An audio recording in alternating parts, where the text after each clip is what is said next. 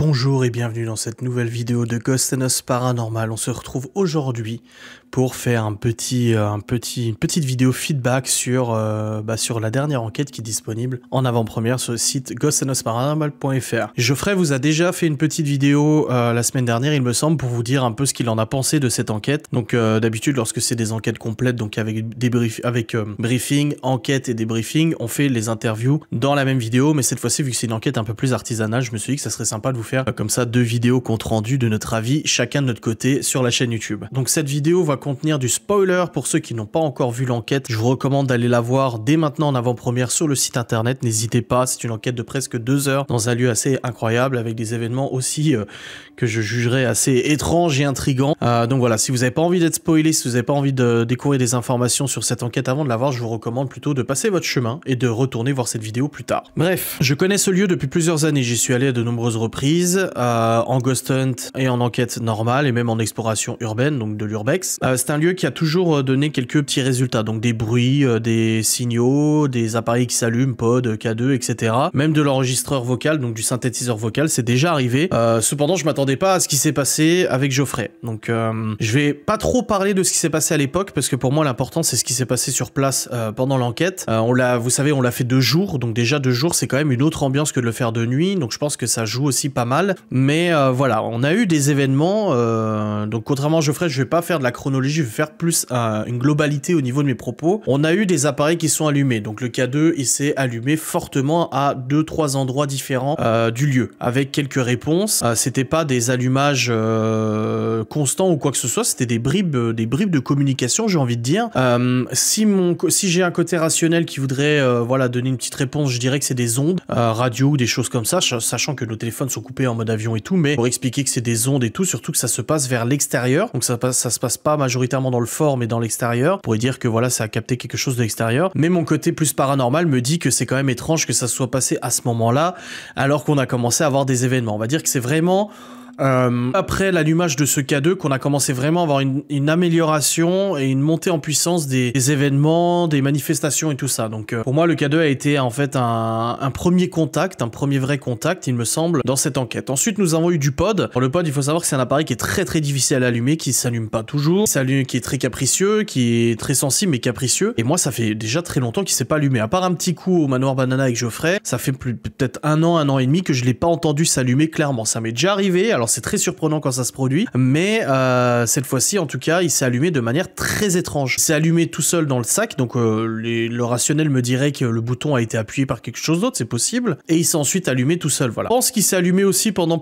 une prise de contact à la baguette je crois, mais je n'ai rien eu au montage. J'ai pas pu apporter la preuve de cet allumage, même si on pourrait penser qu'il s'est allumé, on l'entend pas au montage et on le voit pas au montage, donc ça reste que de l'expérience personnelle, voilà pour le pod. La Spirit Box qui est très chiante à écouter, ça serait que Geoffrey il a raison là-dessus, c'est quand même un appareil qui est assez pénible à écouter. Nous a pas délivré de message. Pour moi la Spirit Box c'est un des trucs que je kiffe le plus, même si c'est pas agréable à écouter. C'est des trucs vraiment assez incroyables quand ça te tombe dessus et que t'as des voix et tout, alors que c'était pas censé avoir des voix vu que toutes les ondes radio sont coupées et tout ça. La Spirit pour moi elle reste un appareil très particulier. On n'a rien eu. Par des ondes un peu bizarres, on va dire qu'elle fait des bruits un petit peu bizarres, pas habituels ou quoi que ce soit, mais rien qui pourrait laisser penser à une prise de contact ou quoi que ce soit. Ensuite les baguettes.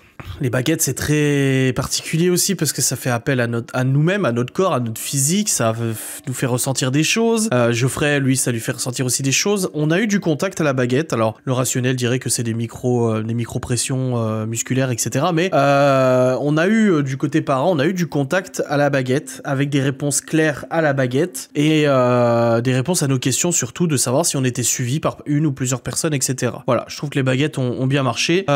Niveau pile et batterie, très étrange comme d'habitude, plus de piles dans la lampe de Geoffrey alors que je les avais changées la veille. On dira que peut-être la lampe s'est allumée toute seule dans le sac, c'est possible. Le pointeur laser, plus de piles non plus, alors que pourtant j'avais rechargé la batterie la dernière enquête. C'est un truc qui peut rester des mois et des mois avec une seule pile, mais j'avais changé mais ça marchait plus pour avoir la température et tout ça. Et après le truc le plus étrange, et c'est là-dessus que je vais appuyer le plus, enfin non pas le plus étrange, les 2 trucs les plus étranges, et je pense que c'est là-dessus que je vais appuyer le plus, c'est d'abord les bugs de caméra. Donc je vous ai déjà fait une vidéo à ce sujet concernant le le déboire, les déboires du montage de cette enquête. Mais comme il m'était arrivé il y a plusieurs années lors d'une enquête, j'ai les fichiers de la caméra qui ont été corrompus par mystère, voilà. Contrairement à l'époque, il y a 2 ans, où moi, les fichiers étaient totalement illisibles, c'était grisé et j'avais pas de son. C'était vraiment comme une télé en noir et blanc et j'avais pas de son et on voyait rien. Tandis que là, j'ai quand même réussi à exploiter le fichier. Pendant 1 heure, le fichier fonctionne parfaitement et du moment où le pod a commencé à s'allumer, qu'on a commencé à avoir des manifestations, la caméra de Geoffrey plantait littéralement. Alors j'ai vérifié dans les rushs, sur le PC, j'ai vérifié même dans la caméra parce que je ne supprime jamais les rushs de la caméra tant que l'enquête n'est pas montée, au cas où j'ai besoin de récupérer après un plantage, un crash de disque ou autre les fichiers.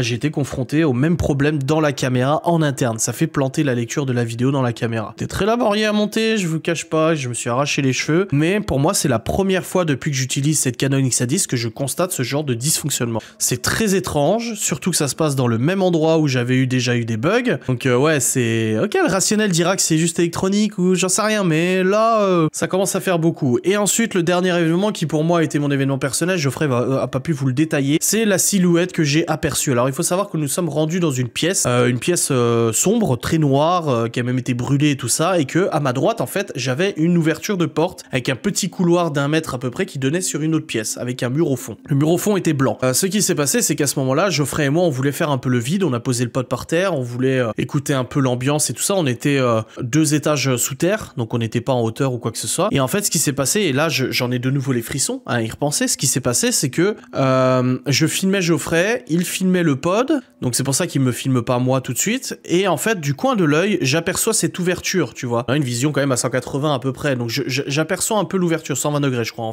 l'homme. Bref, j'aperçois dans l'ouverture, en fait, je vois le mur du fond. Et en fait, au bout d'un moment, je vois une silhouette noire apparaître, ça, tu vois. Je vois vraiment la silhouette noire se décaler à droite. Du coup, je regarde à droite, j'ai les poils qui commencent à s'hérisser, vraiment partout, même sur le cou, la nuque, enfin vraiment partout, c'est un truc incroyable, même si je le sais que ça se produit. Quand t'as vraiment une peur comme ça en enquête, t'as même envie de pleurer, tu vois. Je le dis à chaque fois aux gens du Ghost Hunt, je leur dis, si vous avez envie de pleurer, c'est normal. Je vois cette silhouette et le problème, c'est que je n'ai pas voulu bouger parce que je me suis dit, si je bouge, je vais me dire que c'était moi, la silhouette, et si je bouge, elle va peut-être disparaître, donc je suis vraiment resté. Je pense que Geoffrey, à ce moment-là, il a dû se dire, qu'est-ce qui se passe? Vous voyez regarder comme ça dans le coin, fixer mon regard, je ne voulais même pas bouger la caméra et filmer parce que si je bougeais la caméra et que ça bougeait, j'aurais pu penser que c'était moi la silhouette, tu vois. Donc je me suis dit, allez, je m'en fous même si j'ai pas de preuve vidéo, je veux au moins être sûr que ça bouge pas et que c'est moi. Parce que je me suis dit, ça se trouve, et là je vois la silhouette qui part en arrière et qui redisparaît. J'en ai les frissons. Là, j'en ai les frissons à vous raconter ça de nouveau. C'est pour moi une expérience visuelle extrêmement incroyable. Meilleure que j'ai pu avoir. Malheureusement, elle n'a pas été filmée, donc vous devrez vous fier qu'à mon avis. Vous devrez vous fier qu'à ma parole. Si vous me croyez, tant mieux. Si vous me croyez pas, bon, j'ai envie de dire tant pis. Moi, je m'en fous. Ça me fait... C'est genre, mais dans tous les cas, c'est moi un événement visuel qui a été vraiment incroyable et j'espère que Geoffrey pourra constater ce genre de choses. Donc pour moi, ce lieu est vraiment hanté. C'est vraiment un lieu qui est hanté. Par une ou plusieurs entités qui fait du bruit, allumer les appareils et tout, et je pense que en effet ça vaudrait, parce que quand on a quitté ce lieu, j'ai dit à Geoffrey, on a plein d'autres lieux à visiter, on ne viendra pas de sitôt, etc. Mais il est vrai qu'il serait peut-être intéressant de refaire ce lieu en pleine nuit, en éliminant un peu tous les parasites extérieurs qui pourraient y avoir, les bruits, les sons et tout ça, et voir un peu ce qu'on pourrait avoir en pleine nuit. Sachant que moi j'ai toujours allé en urbex, et que j'ai eu plus de phénomènes auditifs, par exemple, lors d'un ghost hunt, des bruits, des voix, des cris, des machins comme ça, tandis que là on a eu quand même moins de phénomènes auditifs, à part quelques voix qu'on n'avait même pas captées sur le coup, qu'on a juste entendu au montage. Voilà. J'espère que cette petite vidéo compte rendu vous aura plu vis-à-vis de cette enquête. N'hésitez pas à aller la louer, l'acheter, la louer. De toute façon, vous n'avez pas de durée de temps quand vous la prenez sur le site sur ghosthuntsparanormal.fr qui s'affiche ici.